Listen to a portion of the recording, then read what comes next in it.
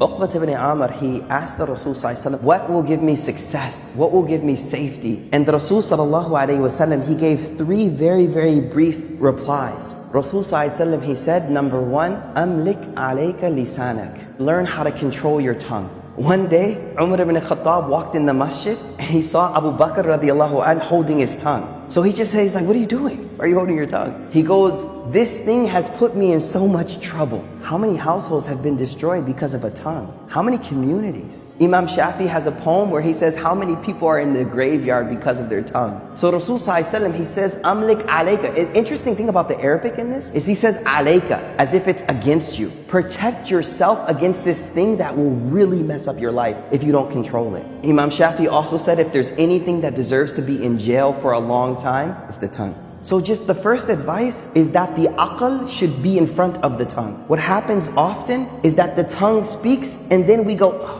what did I just say? The reason a word is called a lafaz, in Arabic, lafaz just means to like throw something, right? Because it's like an arrow. Once you shoot it, you can't get it back. You say something to your daughter, your wife, your brother, your sister one time, the rest of their life they'll remember. You can apologize for 10 years, but it stays there. And that's why Imam Shafi says, the cut from the sword will heal, but the cut from the tongue will never heal. The way we learn how to speak. You know how when you have an infant, a toddler, and we celebrate speech, we're like, the first word, and then they never shut up after, right? So they say the same way we learned how to speak and we focus so much on how to speak, we also need to learn silence as well. You know, remember when we were small, we used to put kids in timeout? Timeout, don't say anything, just sit there quietly. I think a lot of us adults need some timeout, you know what I mean? So learn how to be quiet more, number one. Number two, Rasul sallallahu alaihi wasallam said, وَلْيَسَعْكَ بَيْتُكَ. Beautiful advice. Make your house enough for you. Meaning, make the house a place that you're comfortable being. Being there, being with your children there, being with your wife there, being with your family. Just make your house comfortable for you, enough for you.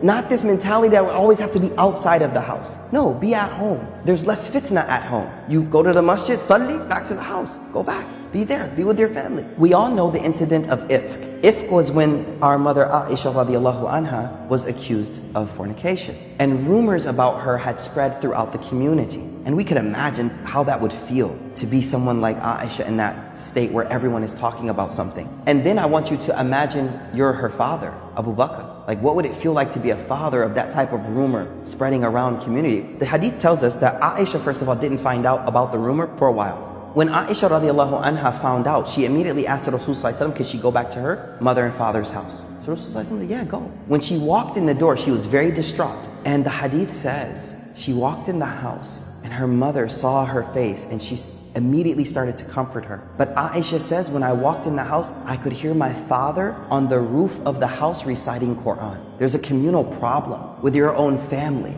But where is he at? He's on the roof of his house, وَلْيَسَعْكَ بَيْتُكَ, and he's reciting Quran. Now that doesn't mean he didn't do anything to try to fix it, but I think sometimes we need to realize that sometimes the most I can do is focus on my relationship with Allah. And that's what he was doing. He wasn't being not active. He was saying, you know what?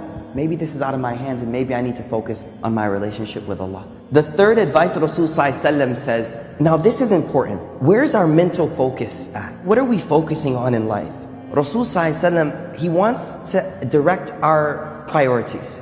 The end of this hadith says, وَابْكِ عَلَى خَطِئَتِكَ. Cry over your sins. Now, the only way you'll cry over something is when it's a priority in life and when you focus on it. And so what I feel this hadith does for me is it reminds me that there are a lot of problems in the world right now, whether they be global, whether they be communal, whatever they may be. But the thing that my heart should be primarily preoccupied with are my sins. How many of you have actually today thought over your sins? I think if we were honest, only a few of us may have actually sat and thought over them, let alone cry. See, we won't cry over them unless we actually take the first step and mentally prioritize them and think about them. One of the major problems we have is we're focusing on other people's uyub and not our own faults. So let your own faults preoccupy you from the faults of other people. Focus on your own ma'asi, your own sins. So 3 things. Number 1, let's control our tongue. Think about what we say. Number 2, be comfortable at home. Number 3, focus on your sins. Go to sleep. Think of what did I do today? And say, Ya Allah,